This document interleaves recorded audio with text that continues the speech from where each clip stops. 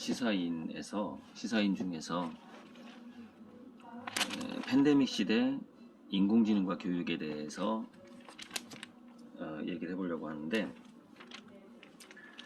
프랑스에서 2013년에 에콜 42라는 학교가 설립됐다부터 시작을 합니다. 이 이야기가.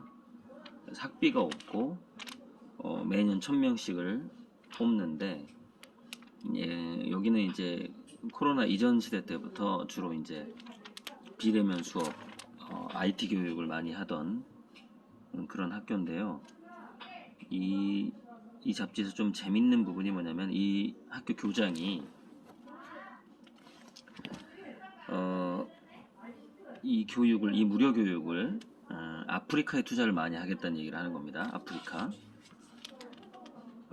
그래서 여기서 이제 우리가 느낄 수 있는 게 뭐냐면은, 온라인 비대면 AI 교육이라는 것은 지역 차별하고 빈부격차의 차별을 굉장히 빠른 속도로 해소하는 방식으로 갈 거라는 거를 지금 한번 느낄 수가 있습니다. 그리고 이제 또 하나는 삼척시에 있는 정라초등학교 교사의 칼럼인데, 학교를 하도 안 가다 보니까 이제 학생들이 학교에 안 오다 보니까 학교가 더 재밌다라는 걸 발견하게 되는 거죠.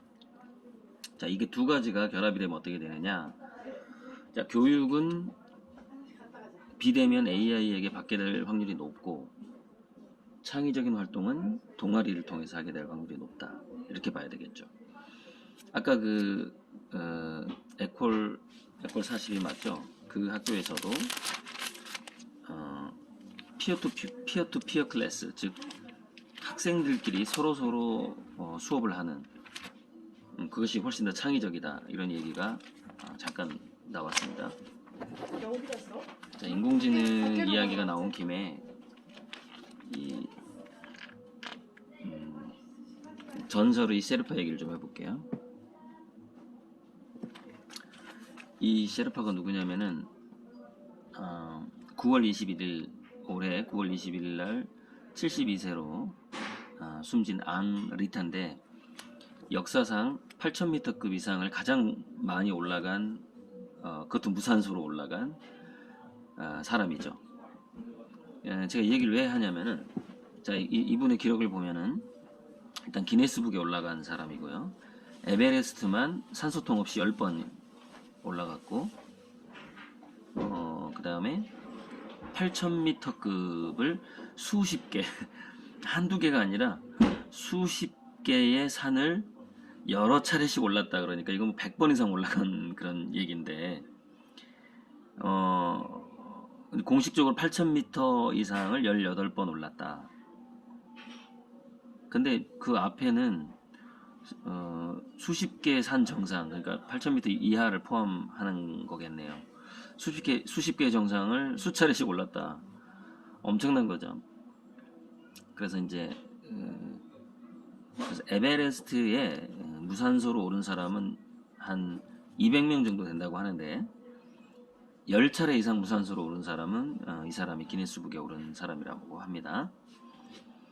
자, 그런데 이제 말년에 좀 가난하게 병들어 돌아가셨는데, 제가 이 얘기를 왜 하냐면은 이겁니다. 인공지능 시대가 되면은 우리가 예를 들자면 TV에 나오고 에베레스트 산을 정복했어요, 그것도 산소통을 메고 정복했어요, 그런 게 막 TV에 나오잖아요. 그게 뭐냐면은 국가라던가 뭐 후원 기업이라던가 이런 단체에 의해서 알려지는 거죠. 그런데 정작 우리가 TV에서 이 사람 못 봤잖아요. 그래서 이분 못 봤잖아요. 에베레스트를 가장 무산소로 가장 많이 오른 분, 8000m급을 이상을 18차례 정상을 밟은 분을 우리가 모르죠. 이게 뭐냐면 그러니까 일종의 사다리가 있다는 겁니다. 국가별로 그걸 카르텔이라고 하죠. 보통 카리텔. 우리가 인정받는 거, 누가 1등이 되고 뭐 이런 것도 그게 카르텔이 있었다라는 거죠. 그래서 그 카르텔을 깨고 지금 세계 정상에서 활동하고 있는 이제 그 그룹이 바로 BTS고, 이제 미술계의 카르텔은 음악계보다 굉장히 강합니다. 왜 그러냐면 그 좀 국가의 자존감이 좀 달려 있어요. 최고의 부자들이 미술 시장을 형성을 하기 때문에 엘리트들도 많고 하다 보니까 다른 나라에서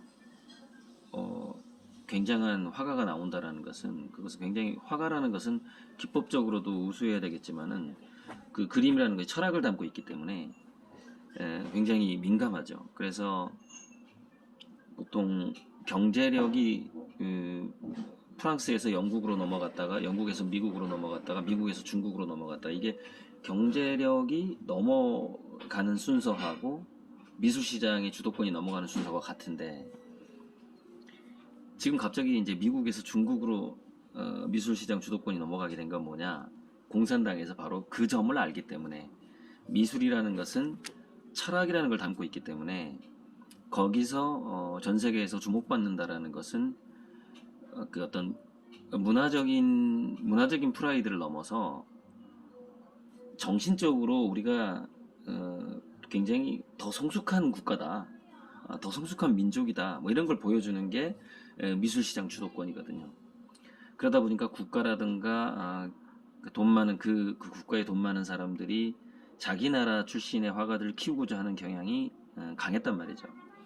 근데 이 또한 인공지능 시대가 오고 SNS, 유튜브 시대가 오면서 미술 시장의 주도권을 쥐는 카르텔도 깨지게 될 겁니다. 팝음악계에서 먼저 깨졌고요. 미술 시장에서도 깨지게 되는 것이죠. 그랬을 때 그 제 그림이 얼마나 엄청난 어떤 컨셉이고, 또 굉장히 대중적으로 그러니까 아주 고매하면서도 굉장히 상업적일 수 있는 그런 그림이라는 것이 조만간 확 퍼지게 될 겁니다. 제 그림도.